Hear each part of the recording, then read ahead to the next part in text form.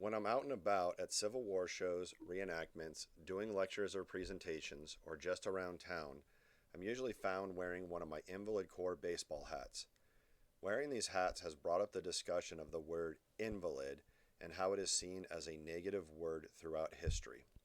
One individual even stated it was offensive for me to wear my hat because of the word invalid. I've never seen a problem with the word invalid. In fact, I take pride in the word, knowing its background. With that, I will now use items from my collection to explain my thoughts on this controversial word.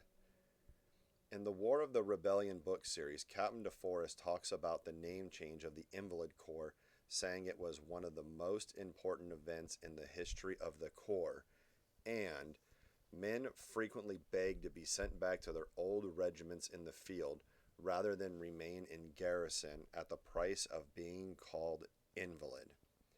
But looking back in history, the word invalid is older than the United States and wasn't deemed a negative word. In the Revolutionary War, there were invalid soldiers, and they were gathered into a corps called the Corps of Invalids. This corps was nowhere near as large and strong as the 1863 Invalid Corps would become, but it did exist and it was used. If using the word invalid was truly an issue, the military had 87 years to find a replacement before the Civil War. Coming out of the Revolutionary War and the War of 1812, soldiers could apply for an invalid pension. The chance for an invalid pension carried through the Civil War and was still in use and still titled invalid pension after the word invalid was supposedly dropped from military use and deemed offensive. Even after the Invalid Corps name was changed to the Veteran Reserve Corps, the military still referred to these soldiers as invalids, as shown in this House of Representatives report stating, invalids are being recruited into the Invalid or Veteran Reserve Corps. So the word invalid was not dropped from military use, just the title Invalid Corps was changed. Going deeper into my research and wanting to better understand the word invalid throughout history, I started collecting dictionaries to better understand the word invalid and how it was used and defined before the Invalid Corps and if it had changed after the Invalid Corps. Starting with my primary school pronouncing dictionary from 1859, the word invalid is defined as one disabled. This is pretty simple and to the point. Moving to my next dictionary is the Walker's Pronouncing Dictionary of 1861, the year the Civil War started, that defines the word invalid as one disabled by sickness or hurts. My next dictionary is the Common School Dictionary of 1867, that defined the word invalid as one disabled in ill health, feeble, infirm. It would seem as time went on, dictionaries were adding adjectives, but the basis of the definition stayed the same. Reading these dictionaries, it would seem the term invalid had a general definition and that it was basic and simple. I stuck with that mindset until I got my American Dictionary of 1876. It was here that I learned that there was a whole new definition added. The 1876 dictionary still defined the word of invalid as in ill health, feeble, infirm.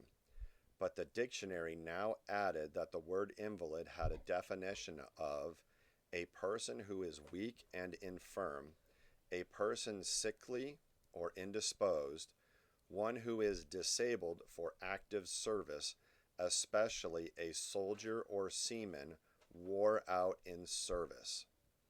My Webster's Common School Dictionary of 1892 continued the added definition by defining the word invalid as in ill health, feeble, infirm, one weak, sickly, or indisposed, to register on the list of invalids in military or naval service.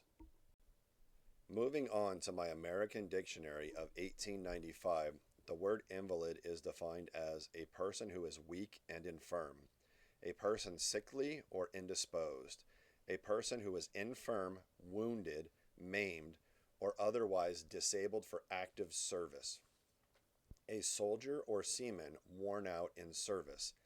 Invalid, to enroll on the list of invalids in the military or naval service. My Webster's Shorter School Dictionary of 1914 had a shorter definition by stating invalid was a person weak and infirm, in chronic ill health, not well, infirm, adapted for a sick person, to classify or enroll or dismiss from duty as an invalid. My Winston Simplified Dictionary of 1936 broke the new trend by leaving out the invalid military definition by stating invalid was one who is weak or infirm in health, sick, enfeebled by ill health.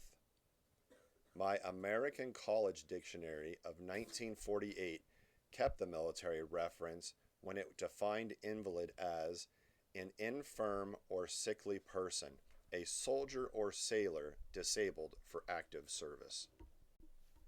Advancing to today's technology and looking up the word invalid online, the Cambridge Dictionary defines the word invalid as someone who is sick and unable to take care of himself or herself.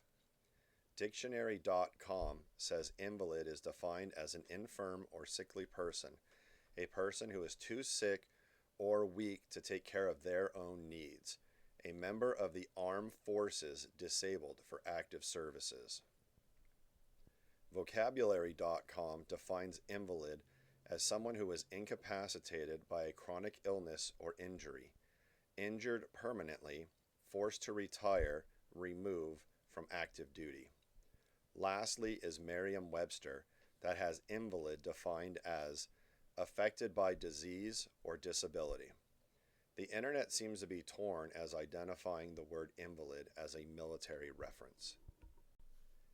It would appear through my timeline of dictionaries and military documentation that the word invalid was not a negative word, just a simple definition, and the men of the Invalid Corps not only had no reason to be ashamed of the word, their service redefined the word, and their service and definition can still be seen today.